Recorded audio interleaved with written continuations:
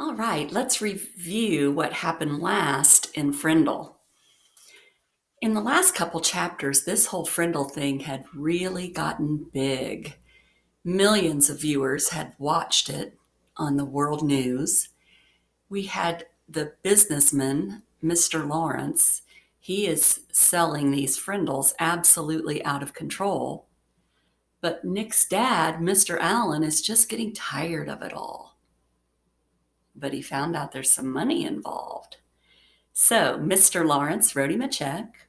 He went across the street and deposited it in a trust fund for Nick's college. But shh, Nick doesn't know anything about this. And that brings us to chapter 13, titled Ripples. Remember, you can join along in your eBooks app or on any device. Just get with me on chapter 13, Ripples. But life did settle back to normal in Westfield. More leaves fell, Thanksgiving came, then the first snow, then Christmas, and more snow. Fall and winter seemed to calm everything down and drive everyone into their own houses. Things were calmer at Lincoln Elementary School, too. Frindle mania was over.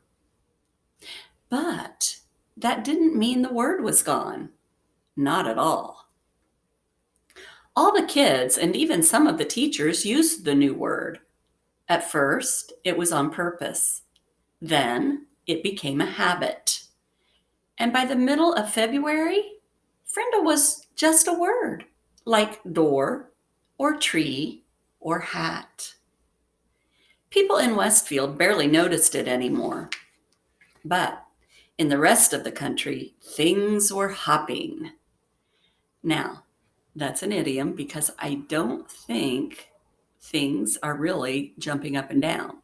So what does that really mean if things are hopping in the rest of the country? Sure, that means they're getting right with it. Frindle was on the move. In hundreds of little towns and big cities from coast to coast, kids were using the new word, and parents and teachers were trying to stop it. What had happened in Westfield happened over and over and over again. Bud Lawrence couldn't have been happier. Now, why would all of this make Bud happy? Sure, it's because he's making money off of it all. There were Frindle shirts and sunglasses and erasers and notebooks and paper and dozens of other items. The new line of Frindles imported, that means brought in from another country, from Japan, were a big hit. And now there was talk of selling them in Japan and Europe as well. The checks that went into Nick's trust fund got bigger and bigger. Bud opened his own factory in Westfield to make Frindle baseball caps, which created jobs for 22 people. And in March, the town council voted to put up a little sign on the post below the town's name along Route 302. It said, "Home of the original Frindle." And Mrs. Granger? She seemed to have given up. Or perhaps she had been ordered to. No one knew. Her poster about the forbidden word had quietly disappeared from the bulletin board. And kids were not staying after school writing sentences anymore. It was business as usual, except for one thing. Think. What do you think that one thing is that is not business as usual? Let's find out. Everyone in 5th grade got at least one word wrong on his or her spelling test each week.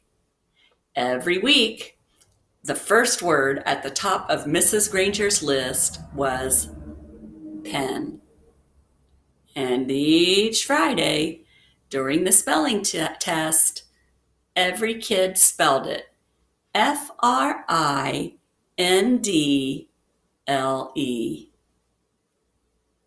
Nick was sort of a celebrity for a while. Everyone had seen him on The Late Show and on Good Morning America and 2 or 3 other shows. John and Chris and all of his friends kept asking him what it was like to ride in a limousine. After a week or 2, though, it was old news, and everyone seemed to forget it and move on. The only person who couldn't quite forget about everything was Nick.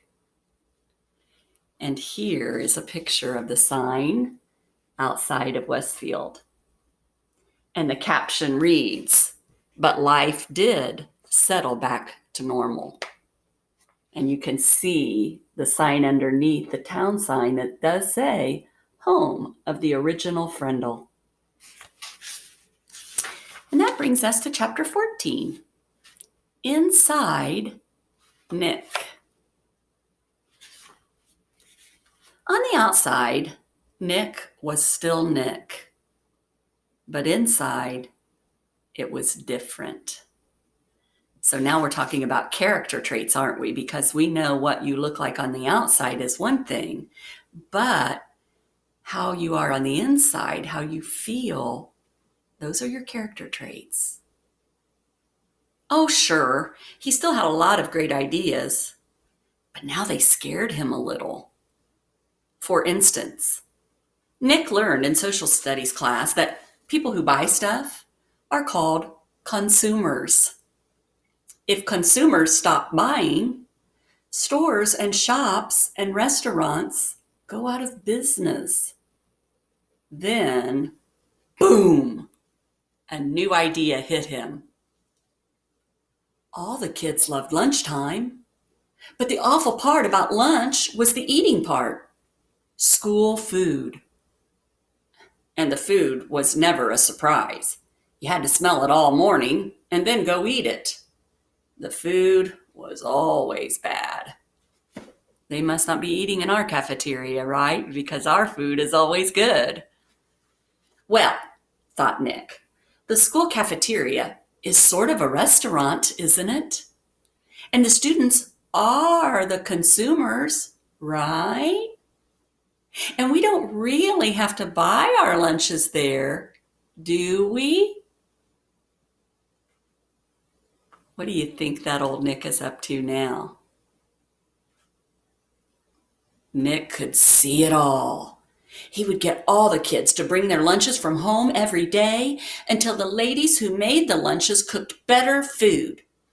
He was sure those women didn't cook food like that for their own families. The kids were the consumers with $1.35 in their pockets. And until the food was better, that's where their money would stay. Great idea! Nick was sure it would work, and he got all excited about it. But then Nick remembered what had happened with Frindle. It stopped him cold. Now, does that mean he's freezing? What does that really mean if it stopped him cold? Sure, it means very, very suddenly. He was sure that if all the kids stopped buying lunch, sooner or later, someone would figure out that it was all Nick Allen's idea. He would get in trouble. People would write about it in the newspaper. The principal would call his parents. Anything could happen. So, for the first time in his life, Nick kept a good idea to himself. He never even told John or Chris. And that changed Nick. A shift in character, right? His mom was the first to notice. "Are things okay at school, honey?" she asked one day in early March. He had seemed kind of down, a little sad. It worried her. "Sure," said Nick. "Everything's fine." "Everything's okay with your friends? They haven't been hanging around here very much. Mom, honest, everything's fine. It's winter. Everyone's really busy with hockey and basketball. That's all. And Nick went to his room and shut the door. Is that really all? Now, Mrs. Granger noticed the change too. The clever little rascal who had looked her in the eye and said, "But I really didn't have a Frindle with me." That boy wasn't in her class anymore. Now, a quieter, more careful Nicholas Allen came into class every day. He did all his work perfectly, didn't speak unless she called on him, and didn't laugh and joke with his friends like he used to. School would be over in a few months, and it seemed like there was nothing she could do to help him. Toward the end of the year, Nick remembered the letter that Mrs. Granger had asked him to sign on the back when the Frindle business was just getting started. The chess game was over. Now remember, that's a metaphor. That's not that real board game, kind of like checkers. Remember, that's like Mrs. Granger did something, Nick did something, Nick's mother did something, Mrs. Chatham, the principal, did something. There was always somebody having a play in this scenario, this scene. The chess game was over, so he was expecting to get that letter from Mrs. Granger any day. But all spring, it didn't come. So he thought she must have forgotten about it. Nick was afraid to bring it up again, but he was dying of curiosity. That means he's wondering, isn't he? So, on the last day of school, Nick knocked on Mrs. Granger's classroom door. She was straightening up the textbooks on the bookcases below the windows. Without turning around, she sang out, "Come in." Nick said, "Hi, Mrs. Granger." Mrs. Granger stood up and turned to face him. "Oh, it's you, Nicholas. I'm so glad you stopped by. I've been meaning to talk to you, and this will save me from having to send you a letter this summer." You think she's going to give it to him? Nick gulped and said, "That's what I came for, the letter."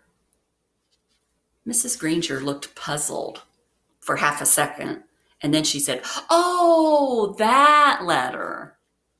Then she paused. "You will recall, Nicholas, that I said I would send you that letter when all this was over. And it's not over." "It's not?" Nick tilted his head to one side and asked, "When will it be over?"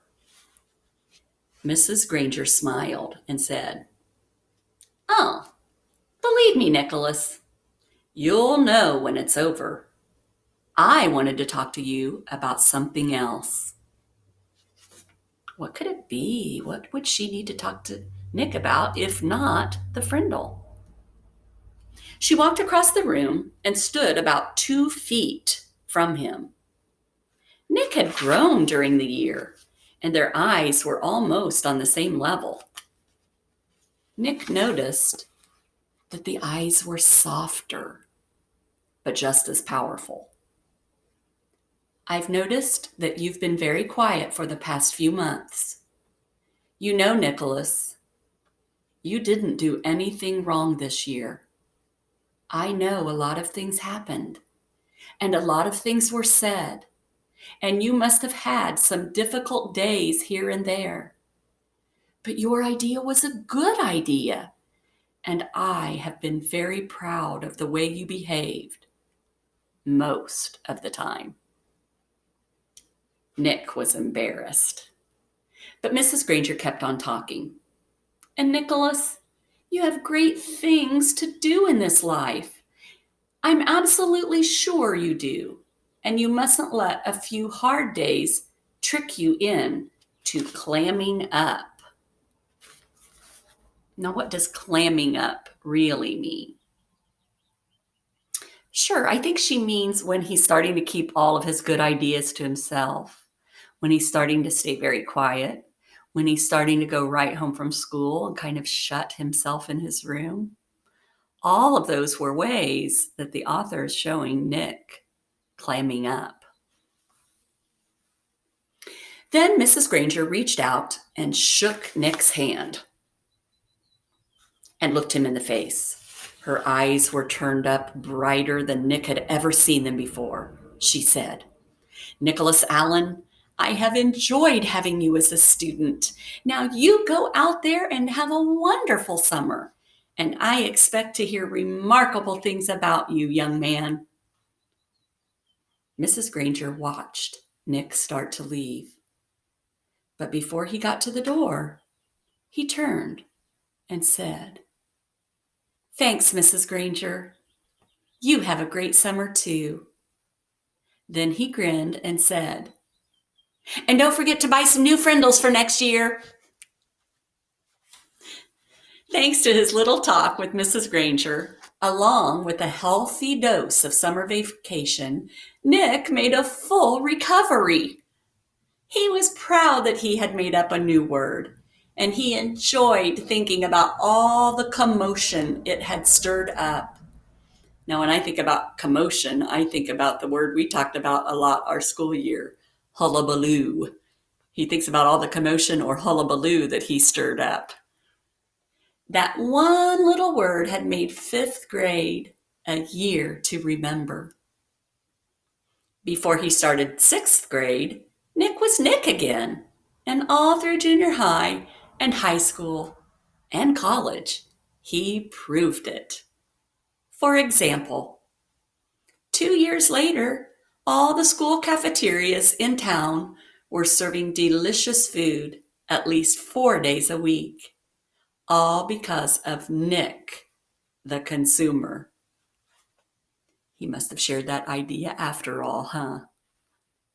And the state superintendent of schools had made a special trip to Westfield to learn why this little town had the most successful school lunch program in the state. And in high school, well, the stories about Nick's other adventures could go on and on and on. But that would delay the end of this story, the one that started when Nick was in the 5th grade. Because the end of this story came later. 10 years later.